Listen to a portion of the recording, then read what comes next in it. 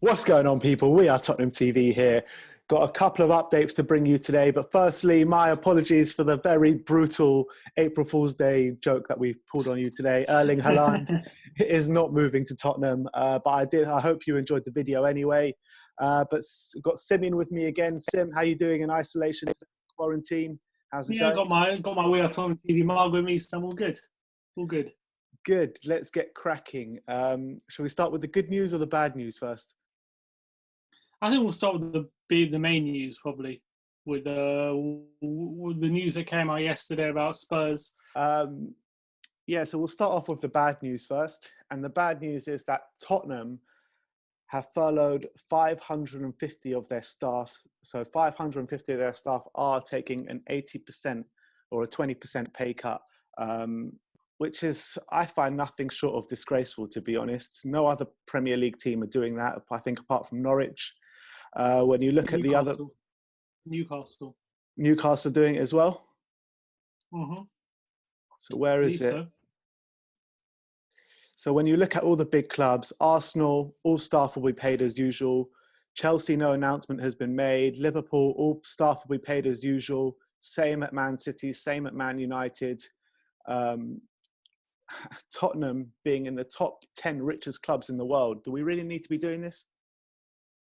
It doesn't really right with me that that's all they've chosen to do, especially, put it on the public, on the taxpayers' dime that we're going to be paying for the Tottenham non-playing staff's wages, considering that, they would be one of the lowest wages in the club.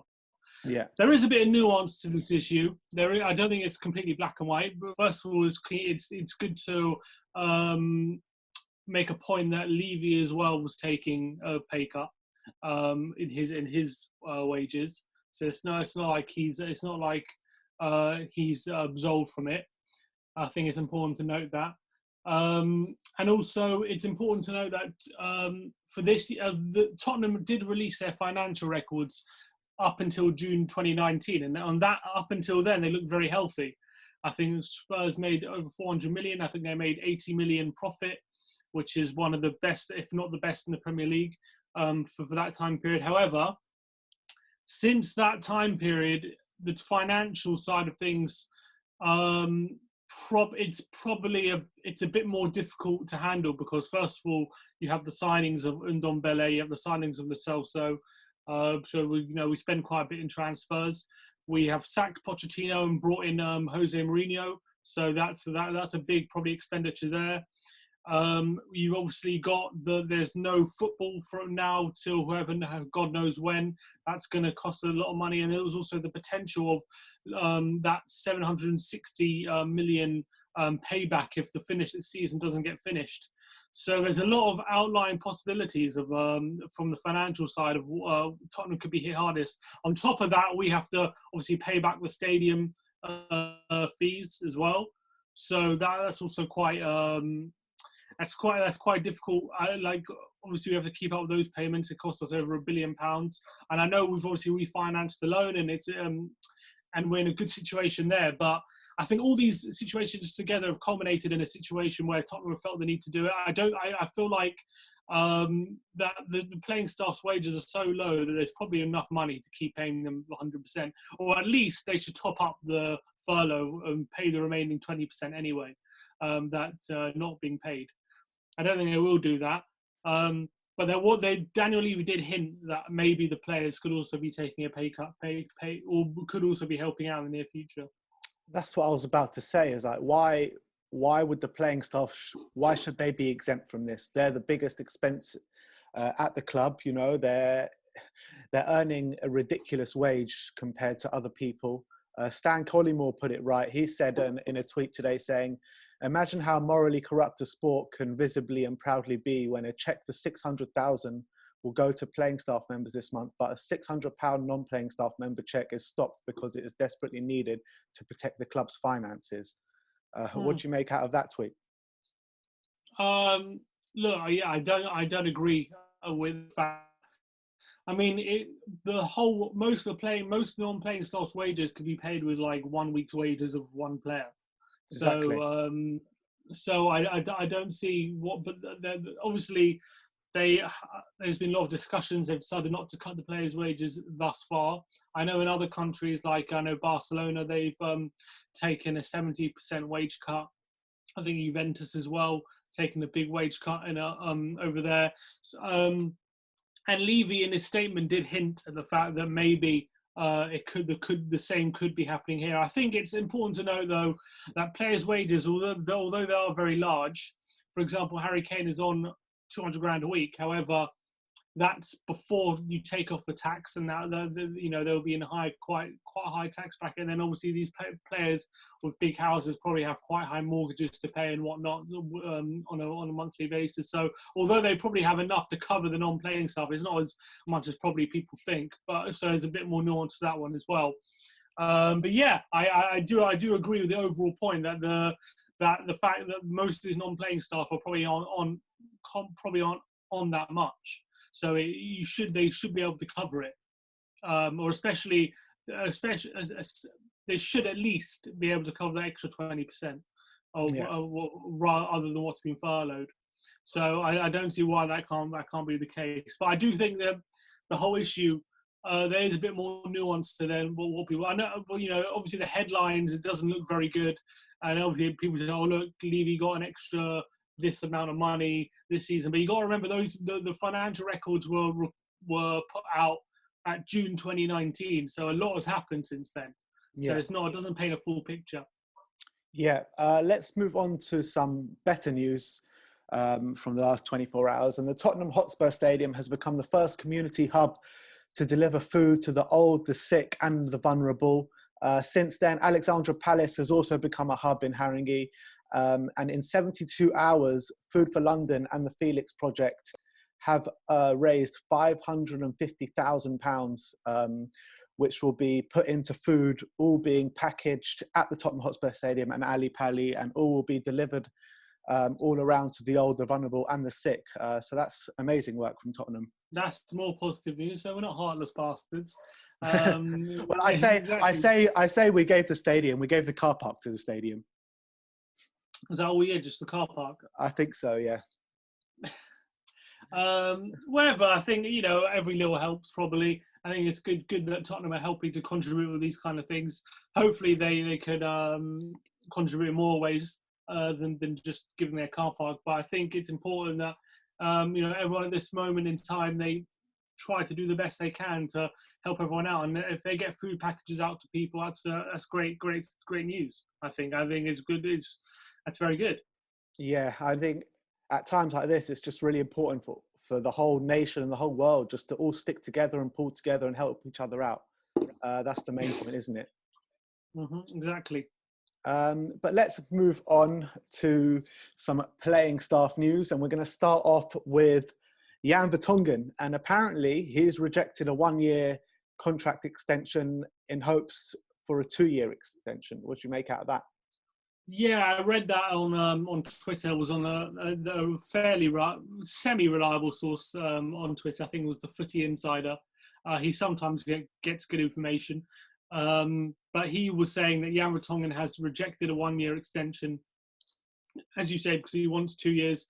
But apparently Tottenham are planning for life without Jan Vertonghen, whatever the situation happens anyway.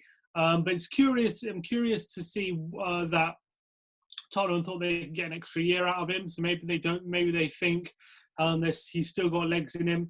I'm of the belief that the defence at the moment, I know Toby Alderweireld and Jan Vertonghen haven't had the best of seasons, but I do think that to get the best out of them, they need to be in the right conditions. And I think with the fullback and our defensive midfield options, it hasn't helped them whatsoever. They don't have the right cover. They're kind of trying to put out fires all over the place. Whereas before, when we had the best defence in the Premier League, we had Walker, we had Danny Rose on the wings, and we had Wanyama in defensive mid. There was a lot of cover for them. So I think they have been a bit too exposed. So I think the fact that they've offered him an extra year tells me that Jose really believes that he's still good enough to play at this level, and given the right conditions, he can still be a very good option for us. And I've read other rumours linking him, even Barcelona are interested in him, thinking maybe he can help them out. So I know he hasn't had the best of seasons, and we've questioned whether he's finished or not. A lot of games he has looked like his legs are done, but maybe we're being too harsh on him. Yeah, I mean, I thought that the first part of our season this year, I thought he was poor, and I thought he got found out a lot. But I think towards the end of our season, or whatever you want to call it, towards the end of our last few games, I thought he was putting in some good performances, especially that one at left back. Put in a brilliant performance, marauding forward like we haven't seen since that Dortmund game last year, probably. There's Norwich. Was it in Norwich, I think? Yeah, I think it was against Norwich. I can't remember which game it actually was, but I just remember a marauding performance at left back from him. And if he can put those performances consistently, I don't have a problem with him signing a contract. But it's just a case of, can he put these performances consistently? I'm not sure. I think given the right conditions, he can. I think when you've got like Aurier right back, like, you have to put those fires out all the time. He's getting no cover whatsoever from the midfield, so he's getting very exposed there.